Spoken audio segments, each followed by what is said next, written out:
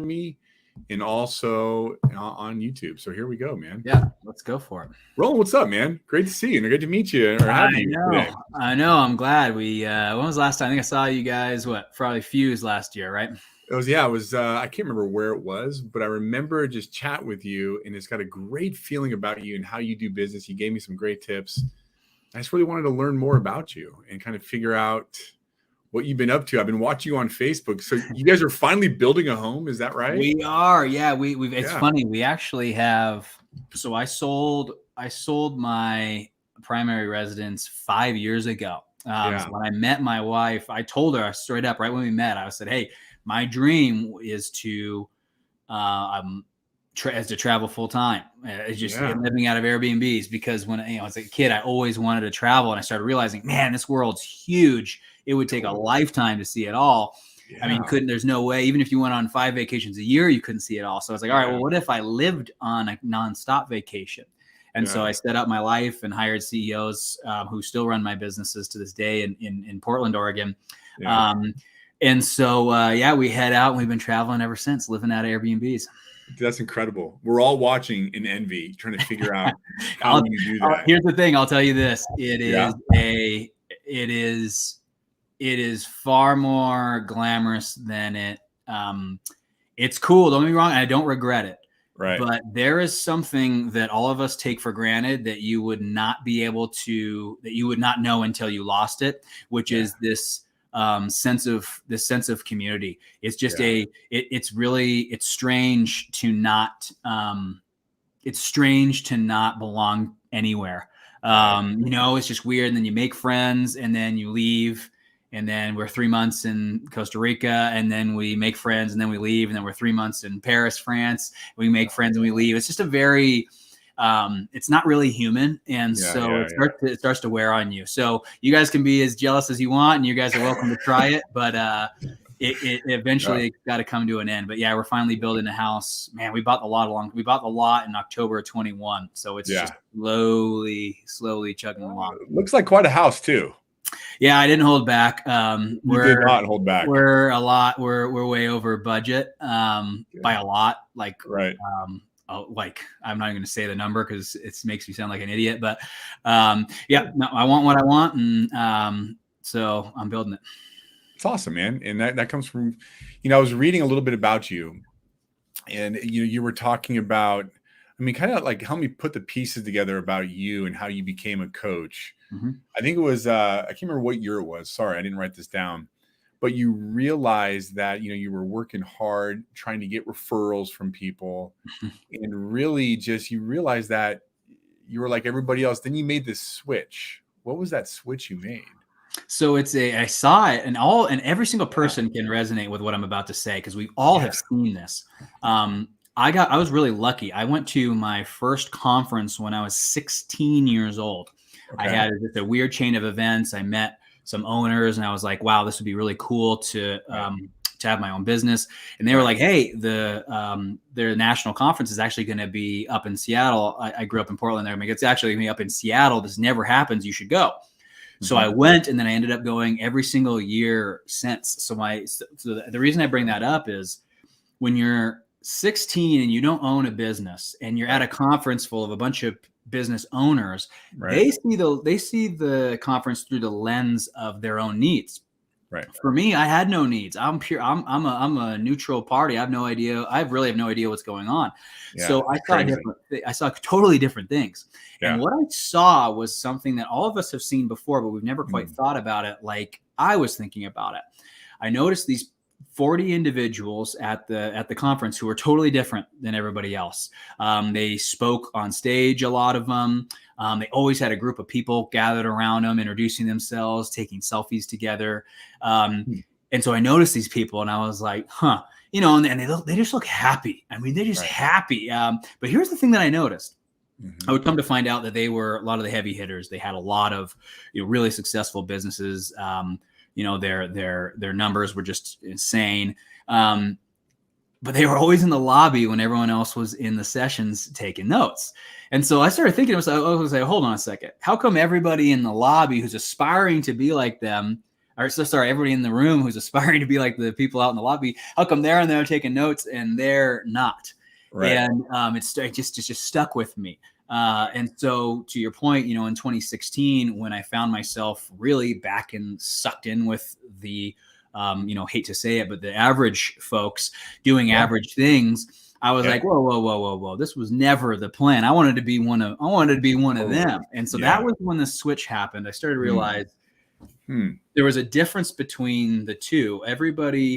Most people are marketing what they sell. Those guys were not marketing what they sell. They were being themselves. They were never pushing their product. They were just becoming known, collaborating with others, thinking about cool things, trying to use their problem solving in areas that it really thrived. I mean, they're you know, it sounds a little woo woo, but I mean, they were really using their like life force to do really neat, unique and cool things. And that became their personal brand rather than being one more loan officer or one more real estate agent. They were not one more. They were them. And that brand, it is the most magnetic brand you can have. That's amazing. I mean, it's hard because I know I'm missing the point, right? And I'm hearing what you're saying. You know, because you also wrote in there, I mean, this is great. This is why I was so excited to hear this. Value, right? And, you know, that is, I can't remember the exact quote, but you're like, that's crazy. It's like, enough of the value. Nobody wants your value. It was almost embarrassing when you look back at the value, right?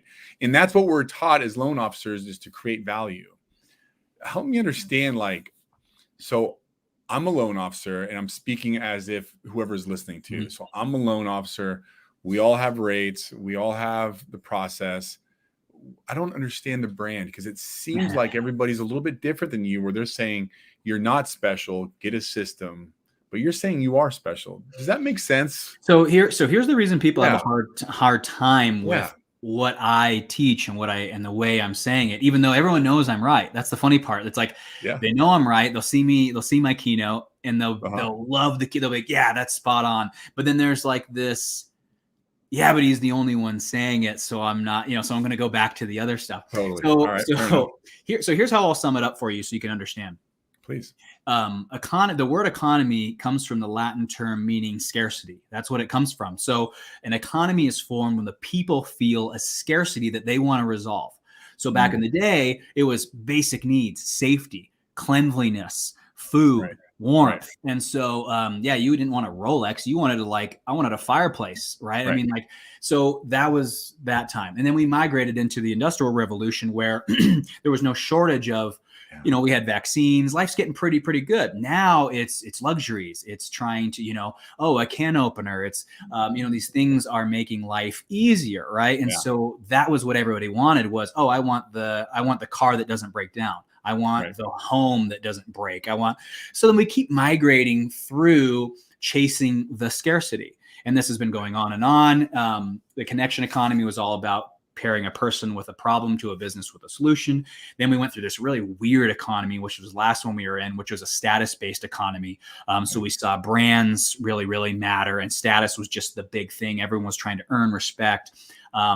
Mark Zuckerberg was a genius. He saw this need and he created a platform so people could be seen, that was what was really wanting right now, was people were wondering, do I matter? Who cares about me? What's my place in this world? So we keep chasing these scarcities. But in a world where we have no lack of resources, no lack of connection, no shortage of platforms to express ourselves, there's one scarcity that remains. And it's a strong sense of self, a purpose. So it would make sense that when we're in a world where there's no shortage of fancy TCA bomb things, and you're getting emails from your dentist, your physical therapist, your loan officer, it's when I talk to a loan officer and they're always telling me, Roland, I have my marketing on point. My branding's on point. I always chuckle about that because it's like, well, let me guess, you're blasting out your home bot. You know, you're doing the same thing that everyone else is doing. You know, it's just, so they say, my marketing game's on point. And it's like your marketing game of showing everyone you're a loan officer, which they already knew, and you're talking about the same thing. So my point of all of it is, value is no longer scarce. It's everywhere. Every loan officer, even the loan officer who's only done 2 loans in their life, has fancy TCA video with a fish tank behind him in his podcast studio. It's like, so that's no longer, you're not getting bonus points for that anymore. So that's why I'm saying everyone's like, lead with value, lead with value. I think we're forgetting something. We're in professional services where you sell the same product that a ton of other people sell. So stop acting like you sell this exclusive shampoo or this, like, we got to just own the fact that in the end, people pick the loan officer that they like, not the loan, not the offering, not the product. It's just, that's the facts of professional services. The people who win, the thing, and here's the last thing I'll say to prove my point. You go on MMI or whatever ranking system you want to look at, and you look at the number 1 loan officer in every city. I bet you they're selling some of the highest rates in the country, and they're still number 1. And that's my point, is don't sit here and tell me that, like, it's they choose the loan officer, not the product. You're right. You're 100% right on that. So if you're going to spend your time doing something, why waste it educating them on a buy down when you could spend your time showing people who you are, what you care about, what you've overcome? I mean, why get people together and talk about buy downs when you could get a group of people together and say, hey, let's talk about this entrepreneurial struggle. Let's have let's just be humans together. Right. Because that's what's scarce right now. It's not buy down talk and happy hours and CE classes. That's not a scarcity anymore. People, if I want a solution, let's pop onto YouTube and find it. But if you're going to tell me a solution in the middle of my day where I'm just trying to take a load off and scroll and waste some time on social, I'm just not sure that's great branding. That's amazing. So you basically just labeled everything I do, and you're like, let's take that and let's knock it off the table. And I'm totally okay with that. And I'm not saying that it didn't work. I'm just saying it's no longer scarce. So, and we have to understand, and that's the reason I went on and on and on about that story of how we've migrated as people. Direct mail mattered. People looked at it at one point. I don't know what it was. I was, by the time I was born, no one looked at it, but there was a time where people looked at it. And now they don't care. And so just like that, we have to understand that as valuable as value sounds like, there is going to be a time where it's not scarce anymore, which means it's value. The only, like, again, if diamonds were everywhere, if I could just pick one up on the ground outside, they would become less valuable. So we have to understand value is based off of scarcity. And so if there's no shortage of financial tips, there's no shortage of information, you have to understand it's going to become less valuable. It's just the facts. I'm scaredly admitting you're right, because now, like, I'm feeling a little insecure. So let's see. So here, let me speak to that though. And a lot of people listening to this are feeling the same way. Let me speak to it.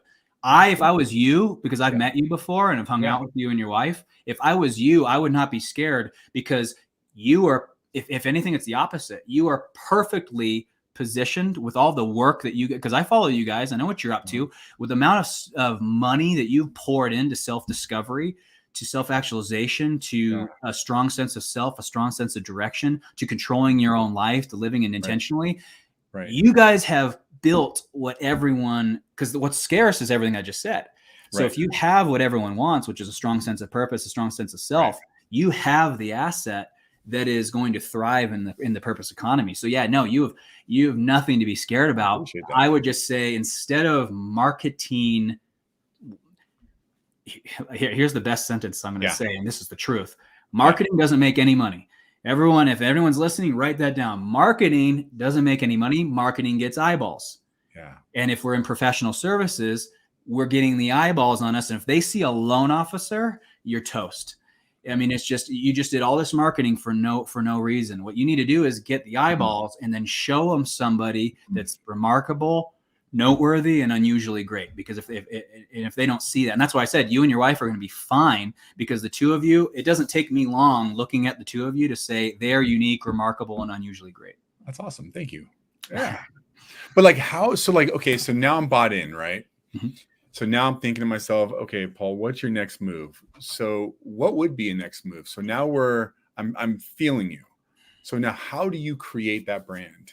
So great question. I mean, that's And for those who don't know me, InDesign is my coaching program. And the reason that I only take 30 people on at a time is because what we're talking about, if anyone hasn't picked up on it, is this ain't just this mastermind where I have 200 people come to it and I preach from a stage and tell you what to post and stuff. You got to understand, if the new scarcity is a sense of self, you got to understand that has to come out of you, and it has to be real. It can't be fake, because that's the other thing is human. I can tell when you're just saying stuff that Grant Cardone says. I can tell that. Humans have I can tell when you're speaking from a place of something that matters to you, or when you're just regurgitating things. Most loan officers are sausages. They're just a blend up mixture of everybody they've met into a casing, and they just look like a sausage, and they're just uninteresting. Very true. So to answer your question, what do we do? Where do we start? Here's the way I can summarize this up nicely. Yeah. The doing has become really, really easy.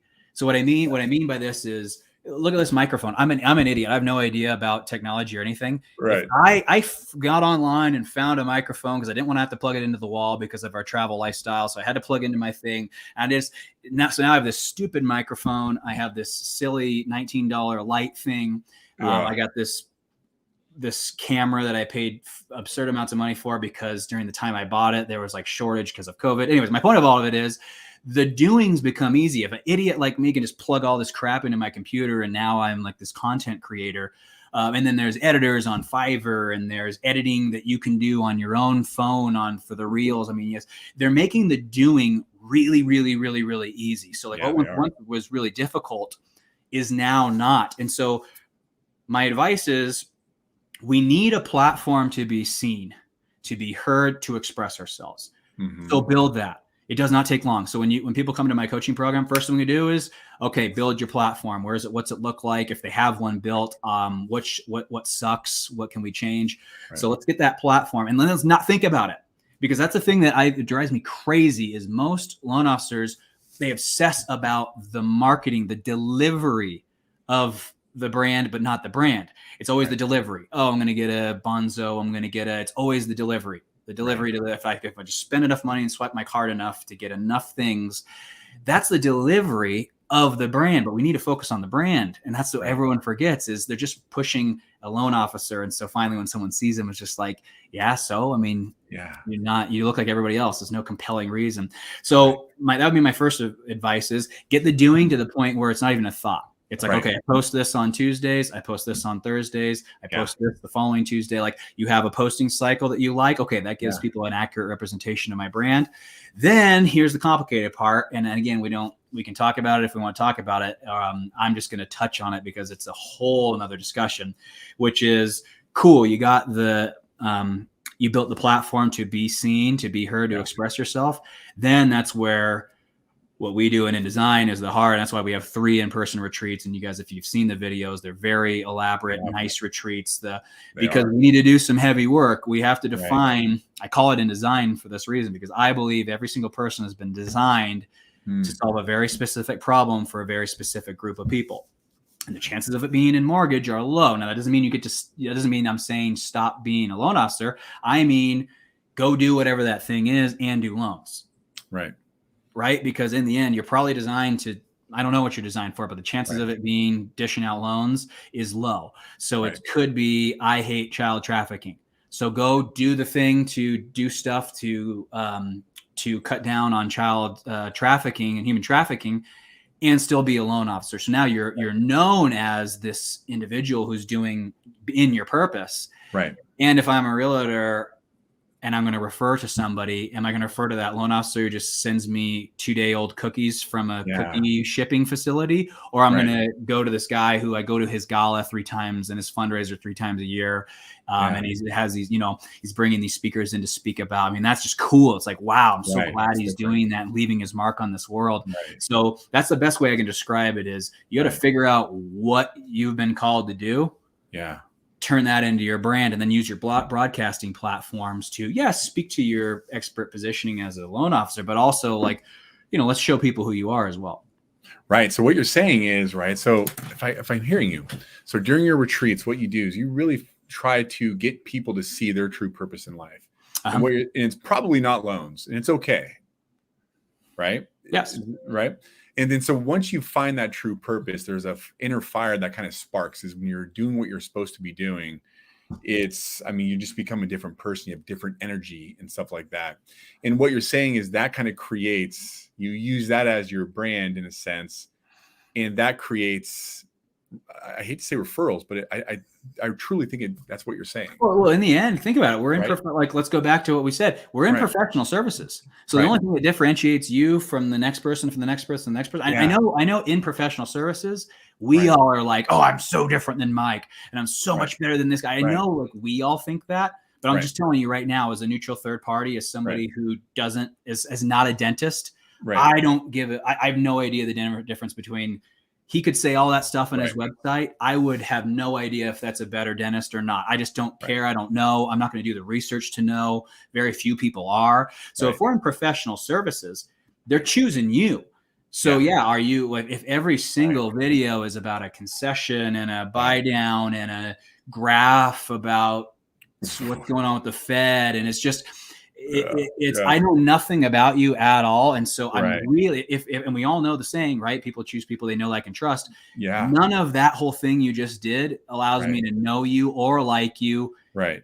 To me, trust happens after someone knows you and likes you before they start to give it to you. So I don't even think you're gaining in that category. So if we know it's know, like, and trust, my question is, what in the earth are you guys doing? Because I'll tell you, most of y'all, when I see your stuff, it is so boring and uninteresting. I end up unfollowing a lot of you, not because I don't like you. It's just so annoying to follow you because you just don't shut up about mortgage stuff. And I just don't know anyone who cares about that. Yeah, I follow myself too. It gets old. I will tell you that. So here's the thing. I got to ask this, man, because I actually love what you're saying, because like a couple of weeks ago we did an interview where we talked about, so Tony Robbins talks about, everyone has the same strategy, but the reason why certain people are successful is because their state and their story. And I think that's kind of what you're hinting at, is that you really help people find their true story in life. And once they are on their path, things become much easier. How do I explain that to a loan officer that is in the grind right now, trying to get their next loan? So you have to understand. Yeah, no, it makes sense. And what we have to understand too is that when we're looking at, so every single human, they have their unique differences and their purpose, sure, and their unique stuff that they're going to do during their time here on this world. So that's true.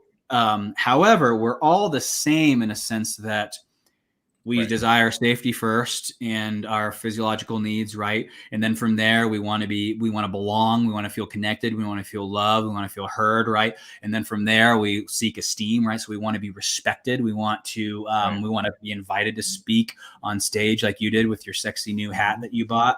We all want these things to happen. We want to be seen with that cool hat on the stage, which I saw you wear it up there. It was you looked really sharp.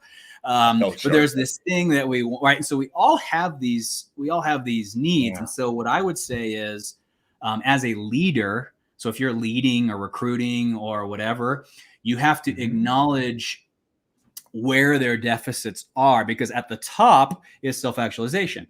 So it's a need, and it's a need that we have every time. So that's the common misconception when people see that triangle, is that it's like a hierarchy or a video game. No, you have all 5 needs at all times. The bigger the surface area of that need, it demands more attention away from you to get it met. And so at the bottom, physiological, that's why, unfortunately, as sad as this to say, and this is why Tony has shifted his kind of his efforts more towards this, is unfortunately there's massive amounts of the world who all of their attention is just trying to frickin' drink and eat.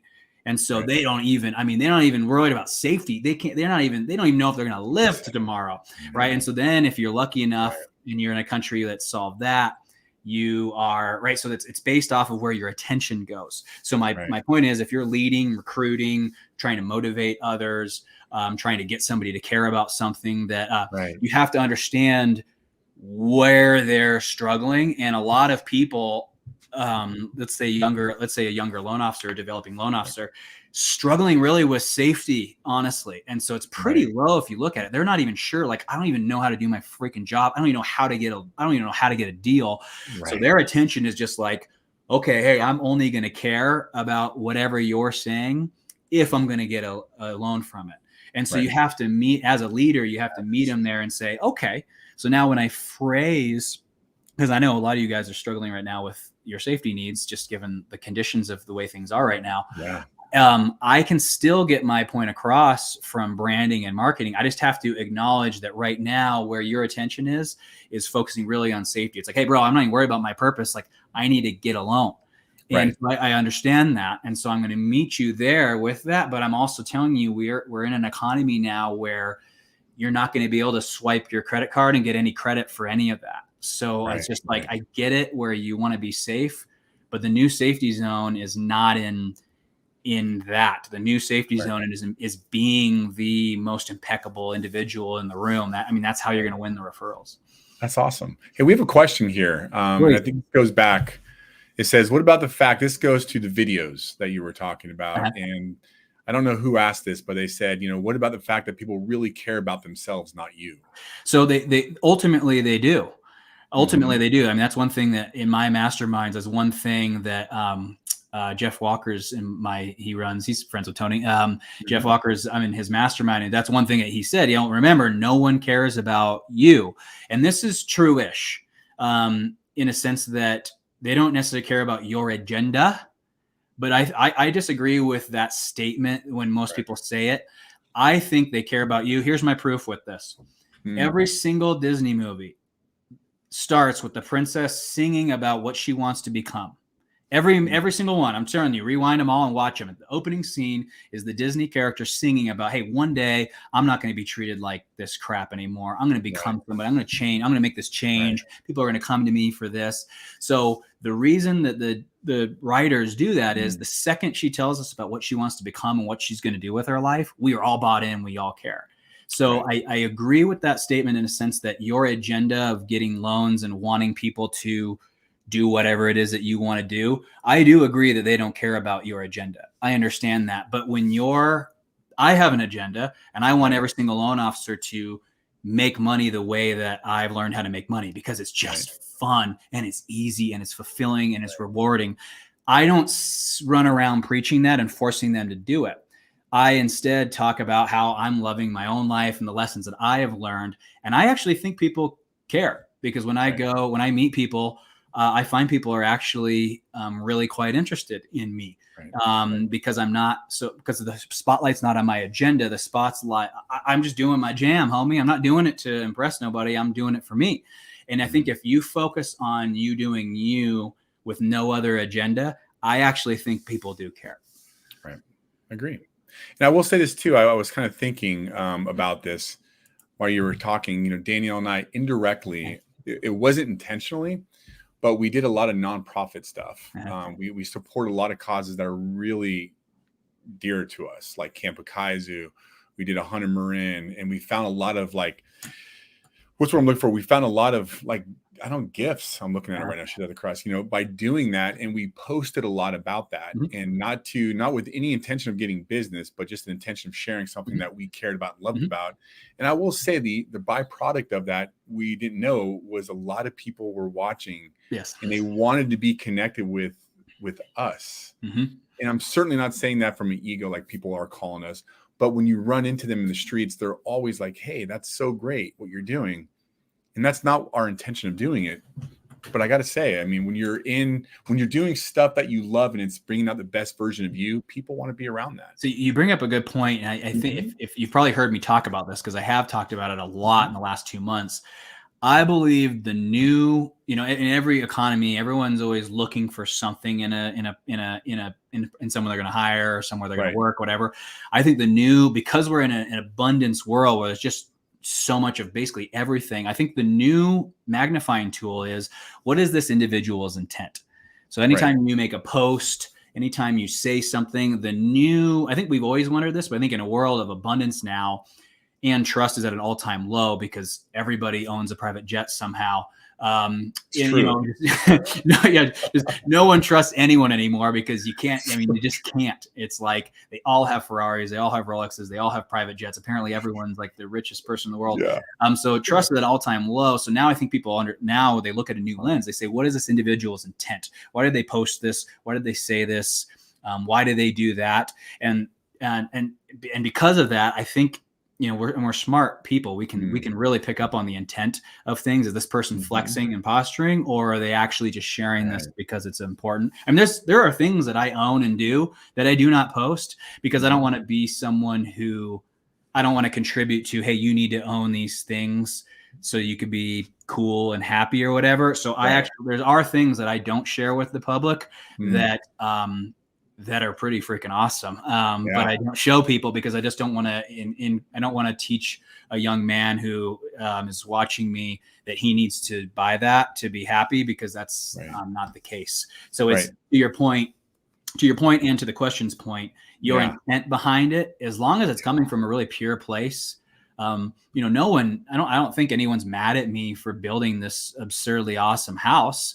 I don't think anyone's mad at me for doing it, and I'm not posting it to be better than anyone. I'm posting it because I want to build that house, and I've wanted to for a really long time. Yeah, that's awesome. So so where do we start here? So I need two pieces of advice. One for the new person. Yes. That is struggle. I love how you put it. They're in their safety. Is that what you call their safety zones? Yeah. I mean, right now that's where, because that's being threatened, that's where they're paying attention to. So if they're going to listen to somebody's advice or pay attention to something, it's going to be to solve that 100%. Right. Now, what is something that you would say to them directly that could help them in their business? Right now, in mortgage? Mm-hmm. Where it is at right now, honestly, I posted, I think I might have said this the other day publicly. I think I did. No, I mean, actually, that's not true. I think it was just within my clients. Honestly, if you're not doing the things that I teach, I don't know what you're doing, and I worry about your future.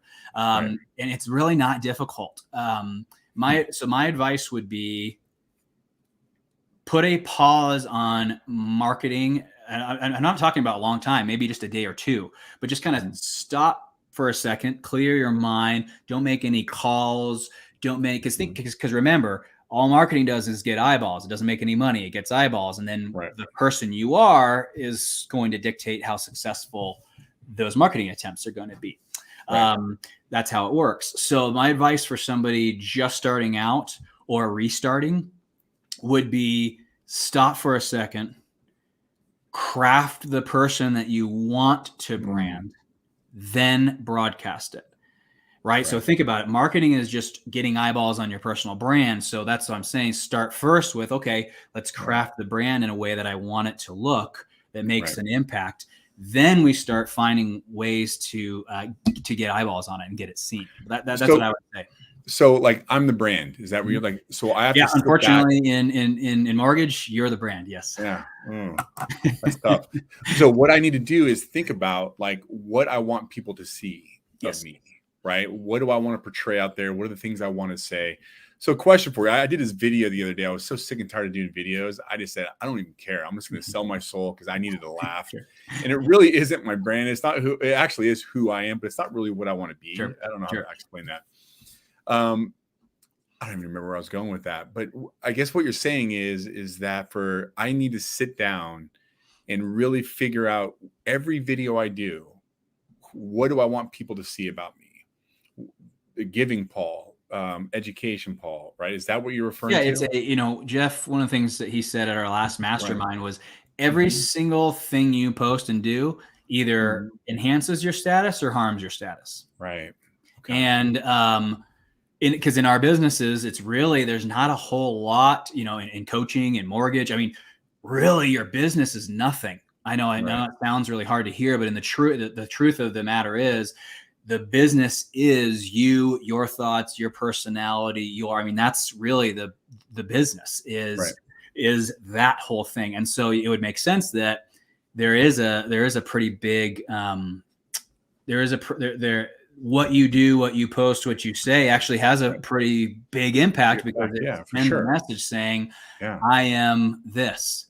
And you just got to make sure here. And here's something that's going to upset a lot of people watching this is most of you are marketing a very average personal brand. A lot of the things I see, there's no, it's funny. They think it's probably enhancing their brand. In my opinion, if I'm a top 5% realtor, which by the way, they're the only ones doing any business right now. If I'm a top 5% realtor, which are entrepreneurs, right? They have coaches, multiple coaches. They go to the conferences. If you call them and say, hey, I can't wait to help you grow your business, they're going to laugh their faces off, because the last time I had somebody outside of my industry call me and want to like blow up my business, I just hang up, and it's laughable.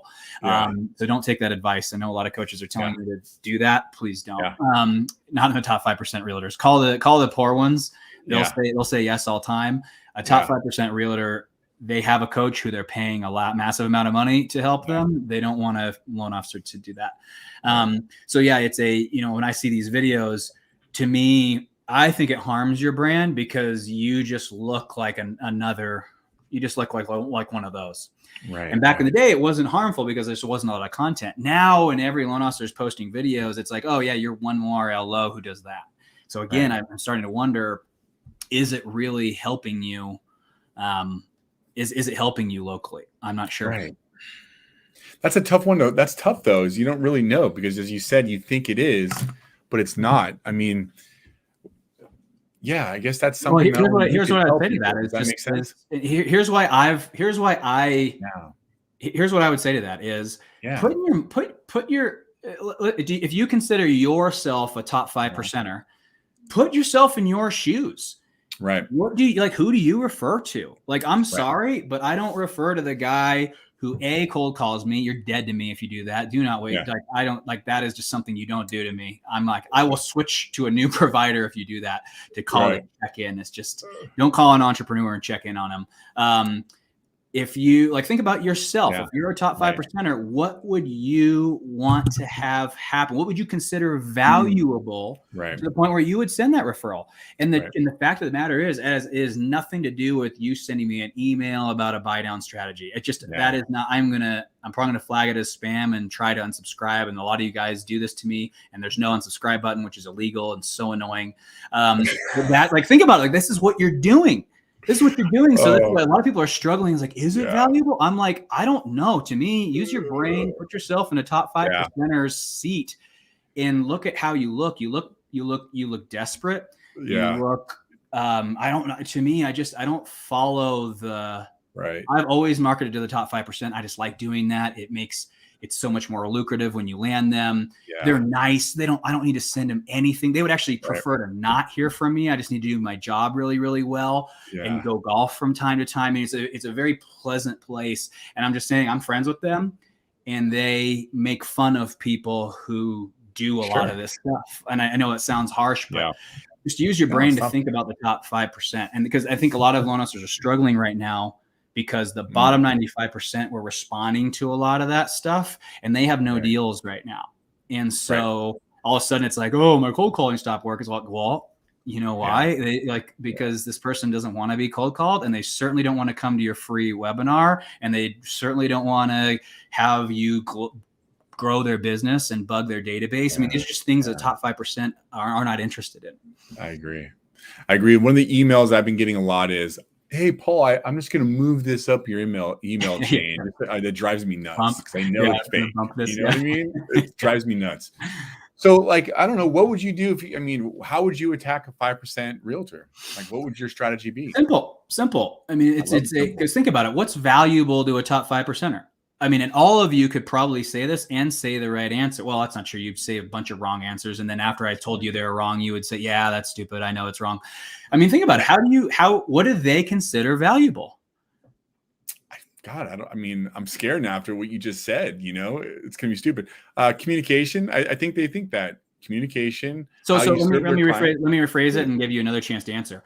Yeah, I know. As a top 5% realtor, I know who the top 10, top 20 LOs are in my area. I already know. I know just looking at you or from your reputation, like, so I have you in the top 20. I'm not even going to consider referring to anybody else. It's just, I'm not going to, it's too risky for my business, too risky for my clients. I know these 20 will deliver in a really phenomenal way. I'll know they'll communicate. So I already know communication is going to be on point because that's how the top 20 LOs in the city roll. I know they have the technology because the top 20 all have the tech. I know they're going to do whatever it takes to, like, I already know this about the top 20. So now answer, because I wasn't even going to consider referring to somebody who didn't do any of those things. My truthful answer, what I truly believe, is because this goes off my experience where, you know, I'm lender A, there's a lender B out there. My rates are way better than lender B's. It's just what it is. But they refer him because he creates relationships with them. That's the answer, which is I tell everybody what's valuable to a top 5%er: friendship, a feeling. I mean, like when I think about it, when I think about who I refer to right now, I refer to. One of them's this Deanna lady, and she's so weird, and she's old and dresses funny, but man, I like her. She's got all these churches that she does. She's just I just like her. She's a good person. And right. So like, that's why I refer to her, period. So my point of all this is what they consider valuable. It has nothing, like all of the stuff that LOs are doing with their content and their CE classes, like as a top 5%er, I don't consider those things valuable to me. You want to know my honest answer? Yeah, please. I work with people who aspire to the same thing I'm aspiring to. All right, fair enough. I 100% agree, because there is an energy difference between the top 5 and everybody else. That is 100% true. Yeah. Do you, if I see you, that's what I'm saying. Everyone's like, well, what do I post? What do I post? It's like, well, do you spend $500,000 on self-improvement like you and I do? Like literally, like every year I'm spending like 250 grand on self-improvement. It's crazy. Like, talk about that. Because that's cool. Like, I'm in this mastermind, I'm learning this, I'm in this group, I'm learning this, I'm surrounding myself by, like, what that does is it sends up a flare to anyone else who does that. Like, I knew right when I met you and your wife following you, you're my people. I already knew it. Knew it because I've seen what you guys do and how you choose to invest your money and invest in yourselves. I was like, those are my people. See what I'm saying? So imagine with marketing, if you're going after the top 5%, which they control all the referrals right now, imagine shooting up a flare to your people. What would that flare be? And a lot of it is, hey, I'm in the gym every day early. I'm up at 4:30 in the morning, journaling and getting my thoughts out. Like, do things that your people would do. And that's how you basically say, oh, you're one of. So Seth Godin writes a book called This Is Marketing. And this is how he sums up marketing. Yeah. People like us do things like this.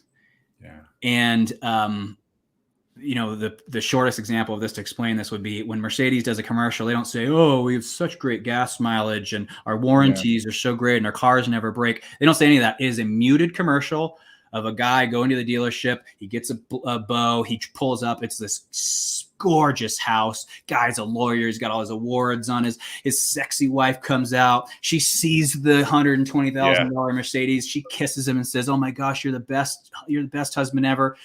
People like us do things like this. So who are people like us? Wealthy, hot wife, tons of money. I'll go buy a car cash. Like, so people like us who are, if we consider ourselves that guy, I now need to go do that for my wife for Christmas. So similar marketing as a loan officer, people like us do things like this. What do people like us do in the top 5%? We invest in self. We float in float tanks and meditate in float tanks. We jump in a cold bath until we realize that that's stupid and we don't want to do it anymore. Like we do all these things. That's what people like us do. We try stuff because we want to get better. So so how do you market to the top 5%? What do they consider valuable? In my opinion, they're only going to ever even pay attention to someone like them. So show your people. And again, the top 5% are not all blood-sucking, money-hungry, Ferrari driving. There's people in the top 5% who are just who crochet and don't actually do a ton of networking, right? So my point is, be you, so that the people who like someone like you can say, oh, they're for me. Yeah. You know, you had this one post of all your posts. This was my favorite one. It may have been one, maybe meshing two of them. Sure. Right? Go for it. One is you celebrated 20 years in the gym. Yeah, I started. And that's not just like in the gym. I did my first bodybuilding show when I was 15. No kidding. So yeah, I just turned 35 2 days ago. And yeah, my mom got me my gym membership on my 15th birthday. That's how I remember. And she had to drive me because I didn't have my license yet. But I have spent 20 years of hard in the gym. But yeah, I was a competitive bodybuilder for whatever, from 15 to 20, I think. See, but to go to your point, what that connected to me was, this guy is consistent. That is what I drive. That's what I thrive to be, is consistent. You know what I mean? And like I said, post, even if they don't share bodybuilding in particular, they may admire something about what it takes to do it. And that's my point, is just be you. Talk about when everyone's like, oh, what do I post? Like I teach we actually have 4 more spots for it. I shouldn't say that because it was supposed to be sold out, and it did sell out. But then the hotel called us and said, we lied. We actually can fit 4 more people in. So anybody listening to this and still wants to come on Denver, it's here in Denver at the end of September. You are literally, everyone's always like wondering, how do I brand myself? What are these? What do I say? In this 2-day event, we actually create these brand assets, and you literally leave knowing, okay, so here's the 6 post cycle. Yeah. This is like literally the genre of what those are going to look like, because a lot of people are hung up on it. And I get it. It can be a bit complex until you get the hang of it. And I've made it really, really brainless and easy to do. I like brainless and easy. Let's talk about your programs and your coaching, if you don't mind. I mean, go as far as however you feel comfortable, because I'm always wanting to hear what's out there and stuff like that. Yeah. I mean, do you just do retreats? Do you do personal coaching? Do you do group coaching? Yeah. So it's for my programs are a very, very specific type of person who wants a solution to a very, very specific type of problem. So my people, they could close a loan in their sleep. They could scale a business in their sleep. It's not my people know how to close loans. They know how to hire an LOA and close more loans. I mean, that's just really isn't their struggle. Their new struggle is how I'm tired of doing it this way. And I'm losing everything that makes me who I am. I need to find a better way. And then they usually see my content, and I'm like, just find a way to broadcast who you are and profit off of that. I mean, that's what I do. My coaching program is full of people who just saw me broadcasting me doing Roland stuff and called me and said, hey, I heard you coach. What's it about? Right. And so that's what I'm saying is become the loan officer who does that, and then profit off of who you are. That way you don't have to. Now, I'm not saying you're going to work less than 40, 50 hours a week. Usually people who do what I do end up working still quite a bit. It just doesn't feel like work anymore, because every single thing you do, it's what you would be doing whether you got paid or not. So it's not a, you're getting interviewed on podcasts, you're speaking over here, you're hosting this thing, you're having this conversation with these people, you're collaborating with these people. I mean, your whole day is stuff that you would do even if you had unlimited money. And that's really where you want to get. So those are my people. That's what InDesign tries to accomplish. My belief is that every single person has been designed to solve a specific problem for a specific group of people on this earth. I believe that. Right. Tony does Tony stuff, and he's good at it, and he serves a very specific type of person who wants the delivery in that way. Then there's Brene Brown. She's found her little people spoken to in that fashion. So there's always a group of individuals who need what you do in some capacity. It could be other entrepreneurs who use you. Like, I don't know what it is that you do. So what we developed in InDesign was this cool formula. It's called the InDesign formula. And it's funny. I didn't develop it to coach. I developed it for me because I was trying to figure out what the heck I was made to do. And so I went to all these coaching programs, and it still was no closer. A lot of brilliant stuff. Don't get me wrong. Amazing programs. But I was no closer because it was like, cool, I love that. Cool, I love that. Cool, I love that. And what's that mean? And Right. so I developed the InDesign formula, and here's the difference. It's a bunch of the other stuff that I've learned. So I didn't necessarily invent any of it. The difference is we look at everything through the context of how you have been using your design thus far, because that's the thing. You were born with your design, with it. So your whole life you've had this purpose and these unique abilities, and you've been doing your best thus far to do it. The problem is we don't live in a world that prioritizes you using your uniqueness and your unique abilities to kill it.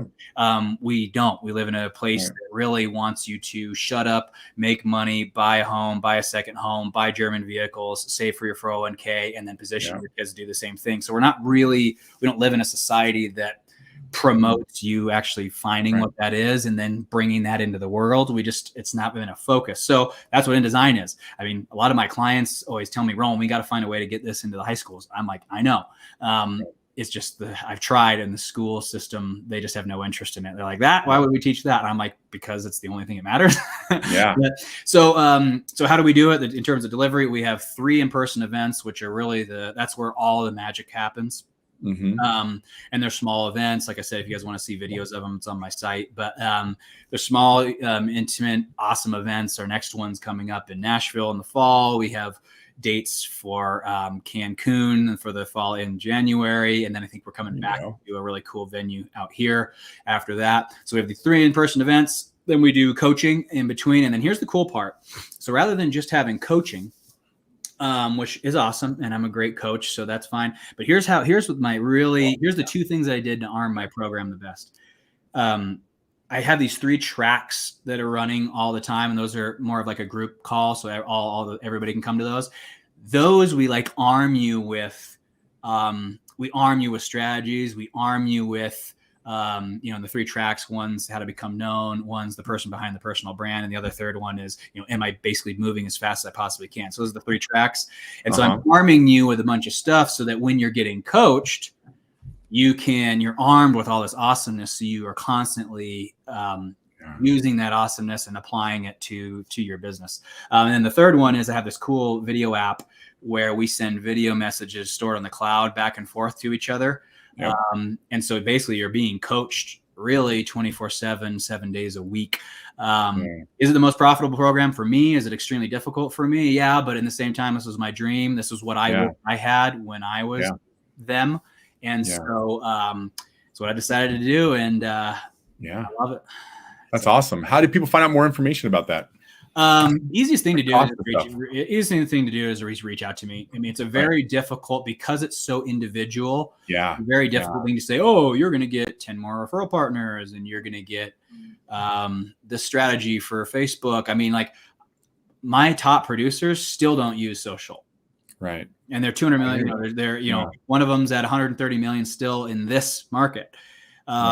So year to date, very impressive numbers. And that's actually really great numbers. It is huge. Yeah, well, it's insane. You and I can talk about why. I'll tell you, there's a reason for it. And there's a really good reason for it. So don't be too impressed. But my point of all of it is it's hard for me to say this is what you're going to get, because in the end, the program's about what have you been designed to do? What do you want to do? How do you want to market yourself? Social, everyone's obsessed with social. It's cool, and it is a cool way, but I mean, all it is a way to get eyeballs. I mean, you can do the same with in person, and that's what most of my other people do, is they just do everything in person with boots on the ground. There's nothing wrong with that. So in the end, it's difficult to explain. Is that me? What you want to go for? Hey, Roland, sorry. I just got cut off here. Forgive me, man. Could be me. I was just saying just reach out to me, because again, I don't force anyone to build anything or become someone that they don't want to be. It's all about the way that the angle you want to take it. Yeah. I mean, if I was to summarize this conversation, and correct me if I'm wrong, is what you do is you train people to become their best version of themselves. And as a byproduct of that, business will increase. So I teach you how to get eyeballs on you. And then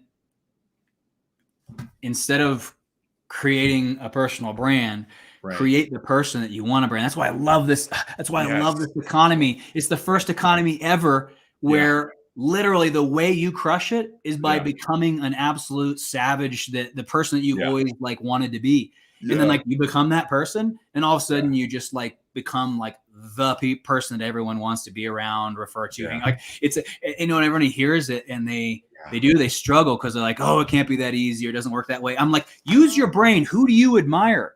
You admire this absolute stud who's dialed, who's investing in this and acquiring that and fixing that and taking risks. Like those people have gotten the attention since the 40s. I mean, since the BC era. I mean, the ballers, the dialed individuals who are heart-centered have always won. I'm just saying now, instead of it being something that some people do, I think if you don't do it, I think you're just going to continue to struggle. The way this economy is going and what the new scarcity is, I think you're going to struggle harder and harder and harder as the time goes on. Yeah, I agree. Well, I appreciate it. We have about 5 minutes. I don't know if anybody has any questions, but I always like to end a little bit of time. Yeah, if they do, I'm here for I'm a pretty accessible dude. I know you are. Everyone goes like, oh, you're busy. Nah, I'm not. I don't work that much. That's fine, because this goes on YouTube and in our group. I'm sure people will reach out to you, man, but I really appreciate it. I really appreciate you taking the time. And I got to tell you, you know, one thing as where we're at as a company is, you know, Danielle and I, we've really worked really hard. We've really put in the hours to create a business. But I do think we struggle with the brand. I do think we struggle with that next step, if I'm being honest. Well, I think it's because people try to make a brand. And I think in professional services, and I get it, if you read every entrepreneur book, they always say, oh, don't make yourself the brand, because then you can't remove yourself, blah, blah, blah. And I get that, and that's true. So what I did to combat that with my business that I sold, I branded my employees then. So I branded Grant. I took, like, when we had all of our one-to-manys and our expert positioning strategies and all of our things we were doing, I brought Grant with me. I brought Jessica with me so that they could become famous too, so that I could eventually not be there. So I get that. But in the end, we got to remember, in professional services, people are choosing the professional. People do business with people, not businesses. So it's it's not, I'm not saying don't try to find a way around that like I did, because you can find a way. But at the same time, everyone's always trying to like brand a professional service. And I'm sorry, I'm not sure it's possible. Yeah. So Renee has a question here. What are the dates for the personal event? Renee, I already sent you the invite, bro. Come on, Renee. I love Renee's video. Renee. So the in-person, are you talking about, he could be talking about so I have my ones for my clients, which the one in Nashville is the weekend before Halloween. And that one's going to be awesome. So if you're a client, you can come to that one. But I just started for the very first time having these other ones where I'm actually letting people buy tickets to it. And like I said, there are 4. That one in Denver is Thursday and Friday, September, I think 28th, 29th. So whatever that Thursday, Friday is. And we have 4 more tickets to that. Like I said, I'm sorry. I told everyone it was sold out, and I'm actually honoring that. I was going to eat shit on those 4 tickets because I want to be a man of my word when I told everybody it was sold out. But truth is, there are actually 4. All right. There you go. All right. So here's a question for you. So is the best practice becoming proficient at being a loan originator first, then branding, or both at the same time? So great. Really, really great question. I mean, in the end, you do need to deliver. So like, if you're like a brand new LO, like just understand, you need to deliver. You need to deliver in a big way, especially in a competitive market. I mean, you drop a ball in a file right now. That's not a good thing. So if you're a new LO, here's how I would respond to that. Make sure you are aligned and positioned with a seasoned LO or a company who will have your back. So if things start blowing up, you can really lean on your manager, your company owner. You can lean heavily on, but that's what I would do. If I was new, I would make sure that you're really well networked so that you can deliver. And then, but I wouldn't delay on your brand. I mean, I would immediately, I mean, your brand, your marketing will be only as good as your brand. So you need to develop the brand. That's super, super important. But again, as a newer person, we cannot, you need to deliver. And that's why when I say what's my program for, I'm very, very clear. I am not going to help you become better at delivering on your loan delivery process. I just don't want to help with that problem. There's other coaches who can help you with that. But yeah, to answer your question, do both at the same time, but just for the new LO, be aligned. There are people who will help you crush it. I know a lot of people who own mortgage companies who will help you be really good at your job. Yeah, totally agree with that. I got to tell you, we've been doing loans for 20 years and we still run into situations that's tough. And if we were brand new, I would have no idea how to handle the realtor, the client. I mean, it's that's important stuff, because again, yes, you need the branding aspect's great for attracting the deals and the referrals. But to your point, you still need to make sure you deliver on the product. That is, we can't not think about that. Right. And then can you give some examples of branding for new loan officers? So again, people choose the person, not the loan product. And so I know it can be tough as a new LO. In the end, I promise you this, never in history, and anybody who's been in this industry for a long time or is older than 40, back in the day, to have people know you in the capacity that someone can know you now, it used to take 5 years, 10 years. You would have to go to every stinking event. I mean, it was hard to become known in the depth that it is now. Right now, if you follow, and this is a whole nother conversation, but if you set up a strategy to basically put yourself on this platter and you do it really, really, really, really well, you place that in front of people. So it really doesn't matter if you're new or not. They're getting to know who you are. So giving examples of branding for new loan officers, I would say it shouldn't differ between either of you. Both of you need to participate in expert positioning posts to show that you can speak to the struggles of what your referral partners are going through right now. You need to also showcase who you are and who you aren't. And then you do need to speak to your purpose and calling, because I do think where people really create a bond is when they can root for you. And if you haven't told them how to root for you or what it is that you're pursuing, I do think that harms their ability to really rally behind you. It's powerful. That's a lot. That was good. I do this all the time, so it's easy for me to rattle these things off. Yeah. Awesome, Roland. I think that's it for the questions. Cool. I really appreciate your time, man. Yeah, and people can reach out to me, send me, just hit me up on Instagram. Messenger is usually the easiest way, or Facebook Messenger. But like I said, I'm an accessible dude. I'm happy to help. You are. I'm more than open to talking to. I know a lot of you will probably become at a point in your career where you'll be future clients, and so I'm happy to help, and I'm here to be as resourceful as possible. And I really do. I want everybody to know, like, I do this because I believe strongly. I wish I know I'm not old, but I wish I learned this even earlier, because there were some really painful years where I just hated my job and it was really hard to get business. And it just was so annoying. And I just wish I discovered this way of being, because in professional services, at least, it makes life, oh gosh, it just makes life so much better. Yeah. I couldn't agree more. I mean, I'm so like, what I'm trying to say and what I get excited about what you're saying is, if you don't know what you don't know. Correct. And when people are stuck in their daily habits of just trying to get loans and the struggle and stuff, and they're not speaking to your point, being their true self, they're creating videos that really aren't them. And by the way, everybody can tell, there's a huge sense of freedom when you sign up for an event like yours and you realize what your true purpose is.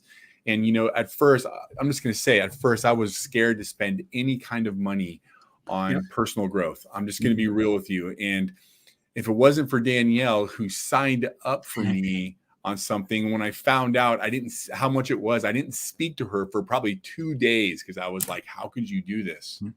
But when I left, it was like, it just connected. It was like, oh my God, I have not been seeing things the right way. So, I mean, it's huge. It is. And especially in a time like right now, it's extra scary. But here's the thing: you would look at my program, because it's not the most expensive, but I'm certainly not the cheapest. I'll just warn everybody that now. But again, I just asked a guy the other day. I said, "Well, how many loans?" I said, "How many loans do I need to get you to make it worth it?"